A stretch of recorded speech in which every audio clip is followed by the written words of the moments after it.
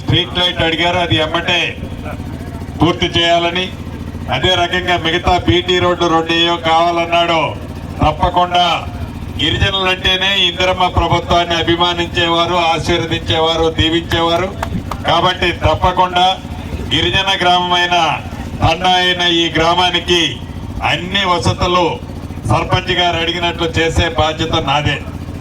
అంతేకాదు, మీ దీవెనలతో వచ్చిన మన ప్రభుత్వం ఈ 2.5 సంవత్సరాల్లో 200 యూనిట్లు ఉచిత కరెంటు పేదింటి ఆడబిడ్డకి ఇచ్చాం.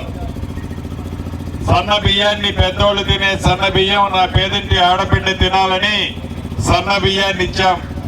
గడిచిన ఆనాటి ప్రభుత్వం 10 సంవత్సరాలలో రేషన్ కార్డు ఇవ్వకపోతే అర్హులైన వాళ్ళందరికీ రేషన్ కార్డులు ఇచ్చాం. 10 సంవత్సరాలు పేదవాడి ఆత్మ గౌరవానికి చిహ్నంగా ఇల్లు, ఆ ఇల్లు అనే అంశాన్ని ఆనాటి దొర మర్చిపోయాడు. ఇవ్వద్దనుకున్నాడు. పేదోడికి ఇల్లు ఇస్తే నాకే కమిషన్ వస్తుందని ఆశపడ్డాడు. ఇల్లు ఇవ్వకపోతే ఈ ప్రభుత్వం వచ్చిన మొదటి సంవత్సరంలోనే 4.5 లక్షల రాష్ట్ర వ్యాప్తంగా ఇచ్చాం. 2వ విడత 2.5 లక్షల ఇల్లు ఇచ్చాం. హైదరాబాద్కి 1,00,000, రమా రవి 8 లక్షల ఇళ్లు 2 విడతల్లో ఇచ్చాం. ఈ 3వ విడత ఇస్తాం, 4వ విడత ఇస్తాం. ఈ 4-5 రోజుల్లోనే గౌరవ కలెక్టర్ గారికి ఇంతకు ముందే కారులో చెప్పాను. ఈ వారం రోజుల లోపే 2వ విడత ఇళ్లకు సంబంధించింది అర్హులైన ప్రతి గ్రామంలో నీది ఏ కులమని అడగం, నీది ఏ మతం అని అడగం, నీది ఏ పార్టీ అని అడగం. ఇల్లు ఇచ్చిన తర్వాత నువ్వు నాకు ఓటేస్తామని కూడా అడగం.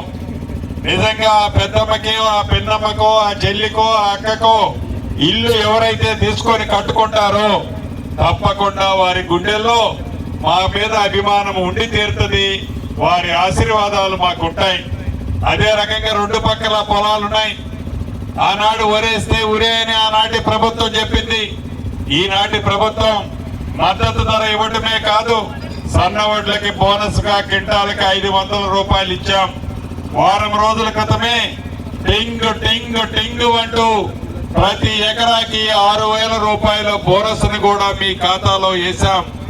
రైతుని రాజును చేసే ప్రభుత్వం మీరెన్నుకున్న ఈ ఇందిరమ్మ ప్రభుత్వం. ఇంకా మిగిలిన కార్యక్రమాలు కూడా తప్పకుండా గౌరవ ముఖ్యమంత్రి రేవంత్ రెడ్డి గారి నాయకత్వంలో మన ప్రభుత్వం చేసుకుంటుందని కూడా మీకు తెలుపుతూ మీ అందరి దగ్గర సెలవు తీసుకుంటున్నాను.